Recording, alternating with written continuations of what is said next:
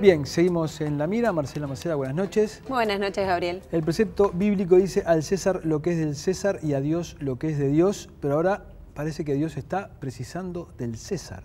Justamente es un poco un juego de palabras que estamos utilizando para graficar lo que es la realidad de la economía y las finanzas de la Iglesia Católica en Uruguay. Un tema que no es menor para la nueva administración de Monseñor Daniel Sturla, que está, suplantando a Nicolás Cotuño, que venía realizando en la interna, sobre todo de la Iglesia, decía, una administración un poco más opulenta de lo que Sturla planea a futuro. Y lo primero que está haciendo la Iglesia en esta nueva etapa es poner la casa en orden, ver la situación de las parroquias en Montevideo y en el interior del país, y para eso los números también con los que cuentan cada uno de los establecimientos. Mientras hablas, perdóname, podemos ir viendo esta gráfica para ver algunas cifras simplemente, pero seguí hablando. Bien, no, lo que te decía justamente es que los números no son muy auspiciosos, incluso se habla de déficit y números en rojo en varias parroquias, y vamos a estar viendo uno de los ejemplos en el tape que tenemos preparado para hoy. Y en la placa lo que veíamos también son algunos números también relacionados no a las finanzas, sino también a la concurrencia y a los fieles que tiene la Iglesia Católica. Y en este caso, por ejemplo, el número de parroquias son 236. Muchas de ellas están en Montevideo, pero hay varias en el interior que están en un estado bastante calamitoso, según nos podían decir. Los sacerdotes, 484, 49 seminaristas. El número de bautismos, casamientos y primera comunión nos decían que viene bajando, pero eso es algo que no es solamente en América Latina, sino en todo Occidente. Vamos a ver la primera parte de este informe de Marcela Maceda. Uruguay es el país más agnóstico de América Latina, con el menor porcentaje de católicos en su población. En 2013, el 41% de los uruguayos manifestó ser cristiano, 10% menos de lo que indicaron en el año 2011. Esto, además de representar una crisis en parte de la fe cristiana, implica un problema económico para la Iglesia Católica en Uruguay.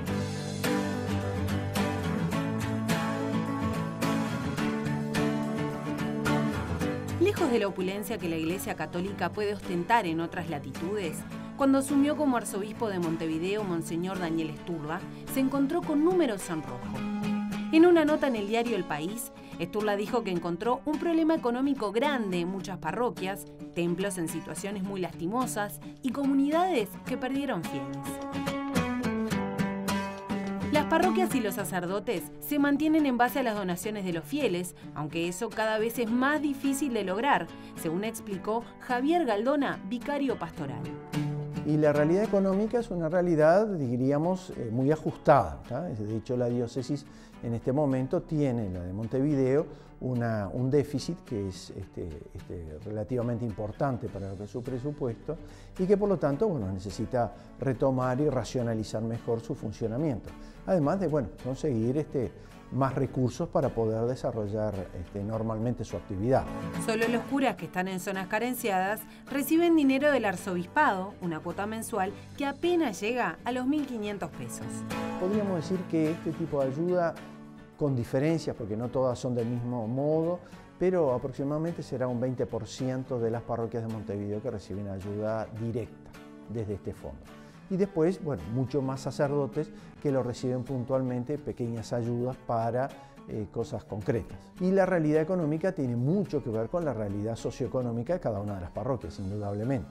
Porque cada parroquia tiene una autonomía muy grande en su funcionamiento y también en su administración económica. Y por lo tanto, dependiendo del ámbito económico en el que se mueve, también los recursos con que cuenta y el modo de administrarlo. La gran mayoría de las parroquias no tienen la posibilidad de mantener económicamente a sus sacerdotes, ¿tá? Por lo tanto, se mantiene en parte, pero los sacerdotes normalmente también tienen otro tipo de tareas, normalmente vinculadas al ejercicio del sacerdocio, pero aparte de la parroquia para poder mantenerse económicamente, sí.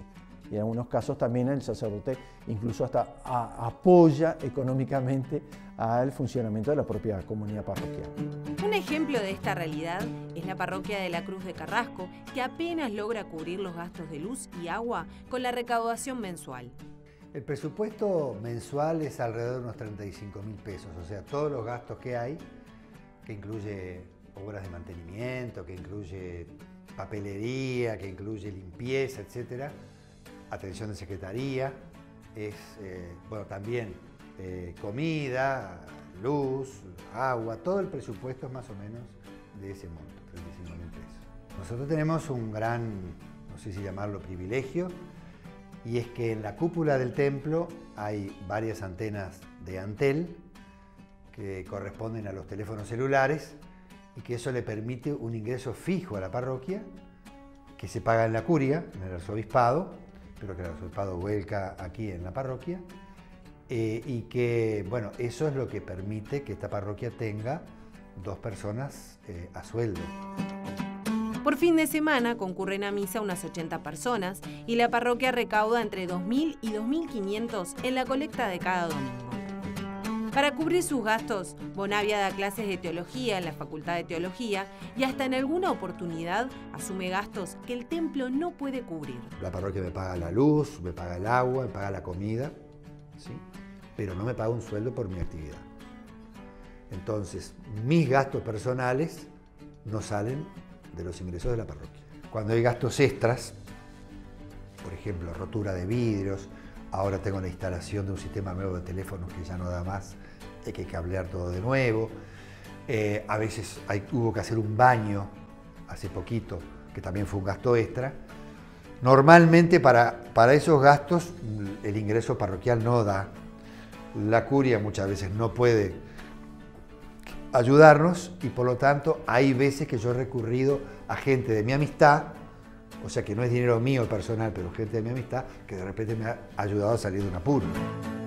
Pero el presupuesto no es el único inconveniente que debe enfrentar la parroquia, que lidia desde hace años con problemas edilicios. En el inmenso templo se celebran misas todos los días, aunque en algunas oportunidades, como en esta, se suspenden por falta de fieles. No es que la iglesia se mueva solo en base a números. Todos sabemos que hay formas, yo diría, no muy honestas de multiplicar números, ¿sí? Lo que sí a uno le preocupa es si estamos teniendo la capacidad de compartir, de comunicar, de invitar a vivir lo que Jesús nos dejó, que es lo principal, para eso está la iglesia. Y por lo tanto, y hacerlo de una manera distinta de lo que se hizo hasta hace poco. Hasta hace poco la sociedad toda, de alguna manera, era la que transmitía ciertas propuestas, ciertos valores, ciertas prácticas religiosas, que cada vez ese rol que cumplía la sociedad lo cumple menos, transmitía una cierta religiosidad a nivel sociológico, y cada vez más va a depender de las propuestas que la propia iglesia haga, de la convicción con que lo haga, de la claridad, de la capacidad de comunicación que tenga. Entonces, en este momento, toda la iglesia de Montevideo justamente está replanteándose eso. No porque lo que nos importe sea multiplicar los números como un objetivo en sí, sino porque evidentemente las formas como hasta ahora la iglesia convocaba, evidentemente no tienen la misma eficacia que tenían antes, porque el mundo ha cambiado, porque hay muchas propuestas. Bien, ahí teníamos la primera parte de este informe y en la segunda parte vamos a ver particularmente la acción de un párroco bastante polémico, ¿no? Bastante polémico y también de una realidad muy diferente en cuanto a números y en cuanto a marketing. Estamos hablando de la reconocida parroquia de Belén con todas sus peculiaridades y sus características. Sí, hay que ver que justamente Elizaga en su rito, en su culto, es muy parecido o tiene ribetes muy similares a los que practican algunas iglesias pentecostales. Vamos a verlo.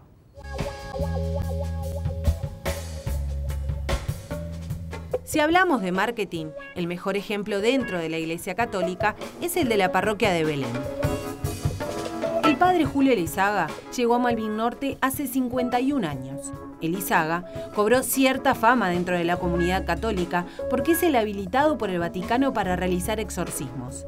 Cuenta que en ese entonces no tenía ni una casa parroquial para dormir y que trabajó como profesor para sustentarse. Ahora, la parroquia tiene un presupuesto mensual de 100.000 pesos y una concurrencia de 1.300 personas por fin de semana. El presupuesto, nosotros acá no cobramos absolutamente nada. Desde que yo vine, en el año 63, nunca cobré un casamiento, nunca cobré una misa, nunca, porque para mí eso es comercio. Así que yo, eso no jamás. Ahora, le decimos a la gente, usted, esta es su iglesia, la parroquia no es mía, porque a mí me cambian el día de mañana o yo me muero, pero usted sigue participando. Así que, por lo tanto, mira lo que te digo, entre otras cosas, se formaron distintos grupos que vienen al aseo del templo. Así que, por lo tanto, acabamos diciendo los domingos, a la comunidad tal y a la comunidad tal les toca el aseo del templo. Y cuando la gente viene, mira lo que te digo, y barre el templo, y le lava el piso al templo, ilustra los candelabros y las cosas, la gente la comienza a sentir con la suya. Ya no es que yo voy a la misa, sino que yo pertenezco a la comunidad y la comunidad es mía y la siento como mía. Y por lo tanto, cuando decimos tenemos tales gastos, que tenemos unos 35.000 pesos más o menos, ya de luz, teléfono, agua, yo que sé, impuestos, más o menos unos 35.000. Yo que podré gastar en comida, yo estoy yo solo acá, ¿no? No vive nadie más conmigo, yo vivo solo hace 51 años, unos 12.000 pesos. En total, como te digo, redondeando, con los gastos que hay que comprar los cirios, las velas, como dicen ustedes, para las misas, hay que comprar el incienso, toda una serie de gastos que tenemos, bueno, a una clínica que yo estoy asociado, todo redondeando, un gasto más o menos de 100.000 pesos tenemos por mes que tenemos que cubrir. Y la gente, ¿qué es lo que hace?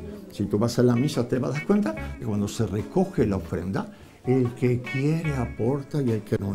Pero como la gente tiene conciencia y ve lo que se hace, ¿no? Y que actuamos con gran transparencia, la gente ve la obra, porque ha visto la obra en todos estos años, la gente en esos sobres va colocando en estas ofrendas y bueno, y de esa manera es que vamos nosotros cubriendo el presupuesto que tenemos. En este momento raspando, pero más o menos damos ahí 100.000 pesos de gasto que tenemos por mes. El presupuesto de la parroquia también cubre el funcionamiento de un centro CAIF que atiende a 40 chicos, la cena para 250 personas en situación de calle por día, la atención en la policlínica médica y consultorio jurídico que allí funciona. En estos últimos tiempos podríamos decir que ha disminuido un poco la asistencia a la misa con respecto a tiempo atrás. Tú preguntarás, ¿por qué? Bueno, primeramente aquí, como en todo Montevideo y en todo Uruguay, somos muy pocos los sacerdotes. La gente a veces imagina que dominamos el Uruguay. En Uruguay pienso que no llegamos a los 450 sacerdotes. 450 contando los que estamos en las parroquias, contando los que dan clase, los que son capellanes y contando también los que están enfermos en el hogar sacerdotal. 450 no es ni para comparar con respecto a la cantidad de pastores evangélicos que tenemos en el Uruguay. El último informe de Latinobarómetro indica que, lejos de abandonar las religiones, los latinoamericanos lo que hacen es abrazar otra religión cuando abandonan el catolicismo. El propio Monseñor Sturla reconoció que en muchos barrios populares, muchos asentamientos, estuvieron más presentes los hermanos evangélicos que la Iglesia Católica. Pare de Sufrir llegó a Uruguay en la década de 1990, pero su auge comenzó con la crisis económica del 2000, donde arribaron otras iglesias pentecostales como Dios es Amor o Misión Vida. Los cuestionamientos a estos templos comenzaron por las promesas de curar enfermedades terminales o solicitar a los fieles que entreguen el 10% de lo que llega a sus manos. Sin embargo, para Elizaga, estas iglesias no son competencia en su barrio. Te puedo decir que no hay una iglesita evangélica y los testigos de Jehová quedan en un extremo que tiene una sala del reino que se llama. Pero no es ninguna competencia, gracias a Dios. ¿Por qué? Porque cuando se han acercado algunos para instalarse y han visto de que prácticamente la gente viene o está vinculado o me conoce lo que fue, dicen, no, aquí no vamos a tener aceptación, vámonos para otro lado. El culto que encabeza Elizaga dentro del catolicismo local se parece bastante a las liturgias de estos milagreros del Señor. Sus particularidades, como la misa carismática, hacen que sea un referente en su comunidad y un atractivo para los curiosos. Con batería, teclado, guitarra eléctrica y hasta trompetas, los fieles entonan cánticos animados y hablan en lenguas.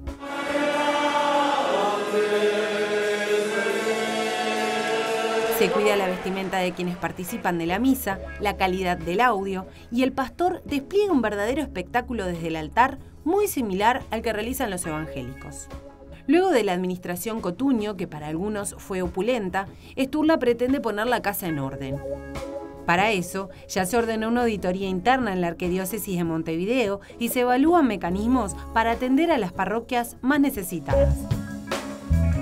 Lo primero es una reformulación de la ingeniería administrativa, o sea, se está haciendo toda una reestructura de la administración. Es normal cuando comienza un nuevo obispo el realizar una auditoría y al mismo tiempo también una puesta a punto de la racionalidad administrativa.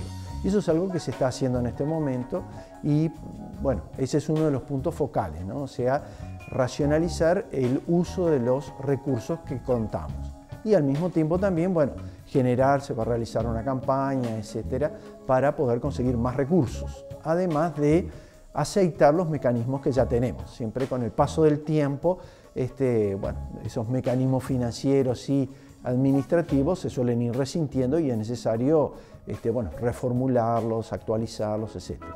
Y eso ya se está realizando en este momento. Se busca no es tener muchos fieles, lo que se busca es que la mayor cantidad de personas posible puedan descubrir lo que nosotros hemos descubierto como tan valioso en nuestra vida y compartirlo con ellos. Presenta Catunasí, Terminal Cuenca del Plata. Jaume Iseré, su socio estratégico en comercio exterior y logística. Pronto, el préstamo de los uruguayos.